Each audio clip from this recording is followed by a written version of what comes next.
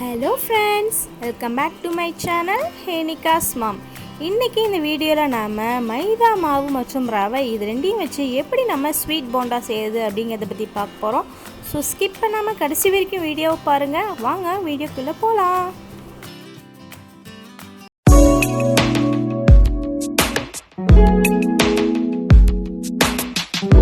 இந்த ஸ்வீட் போண்டா செய்யறதுக்கு நான் 3/4 கப் அளவுக்கு மைதா மாவு எடுத்துர்க்கேன். இதில் 10 லிருந்து 15 வரைக்கும் ஒரு மீடியம் சைஸ் ஸ்வீட் போண்டா நம்ம செய்யலாம்.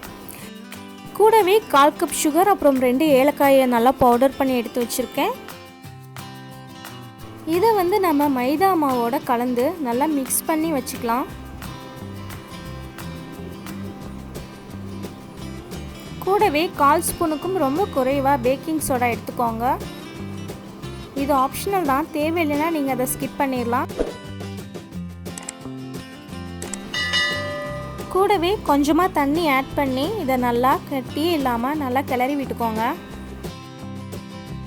இந்த அளவுக்கு கட்டியே இல்லாமல் நல்லா கிளறி வச்சுக்கோங்க.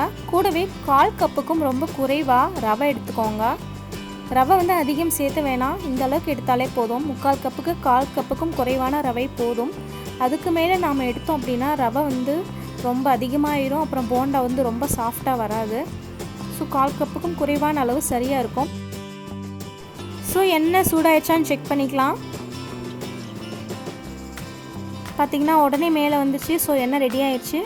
உங்களுக்கு தேவையான அளவு நீங்கள் இந்த மாவு எடுத்து இதில் ஊற்றிக்கலாம். நான் ஃபஸ்ட்டு கையில் போட்டிருக்கேன். இது அன்ஈவனாக இருக்குது அப்படிங்கிறதுனால நான் கையில் போடுறத ஸ்டாப் பண்ணிவிட்டு நெக்ஸ்ட்டு கரண்டியில் எடுத்து நான் கொஞ்சம் கொஞ்சமாக ஊற்றிருக்கேன். ஸோ இது கையில் போடுறத விட கரண்டியில் எடுத்து நம்ம ஊற்றுறது ஓரளவுக்கு ஷேப்பாக ரவுண்டாக வருது. ஸோ உங்களுக்கு தேவையான அளவில் நீங்கள் இந்த மாவை ஊற்றிக்கோங்க. நான் இந்த அளவுக்கு செஞ்சுருக்கேன்.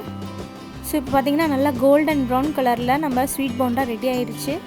ரொம்பவே சூப்பராக டேஸ்ட்டாக இருக்குது. சுகரும் பார்த்திங்கன்னா அளவாக தான் போட்டிருக்கேன், நான் அதிகமாக போடலை. உங்களுக்கு அதிகமான ஸ்வீட் தேவைப்பட்டுச்சு அப்படின்னா நீங்கள் இன்னமும் சுகர் கொஞ்சம் ஆட் பண்ணிக்கலாம்.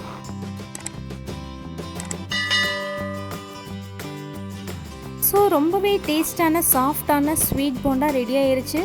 இதை ஈவினிங் டைம் ஸ்நாக்ஸாக நீங்கள் எடுத்துக்கிட்டிங்கன்னா ரொம்பவே சூப்பராக இருக்கும். குழந்தைங்களும் ரொம்ப விரும்பி சாப்பிடுவாங்க. இது வித்தின் ஒரு 10 மினிட்ஸில் ரெடி ஆயிரும். ஸோ நீங்கள் கண்டிப்பாக ட்ரை பண்ணி பாருங்கள். இந்த வீடியோ உங்களுக்கு பிடிச்சிருந்துச்சுன்னா லைக் பண்ணுங்கள், ஷேர் பண்ணுங்கள். என்னோடய சேனலை மறக்காமல் சப்ஸ்கிரைப் பண்ணிடுங்க. மற்றும் ஒரு சிறப்பான வீடியோவுடன் உங்களை சந்திக்கிறேன். நன்றி.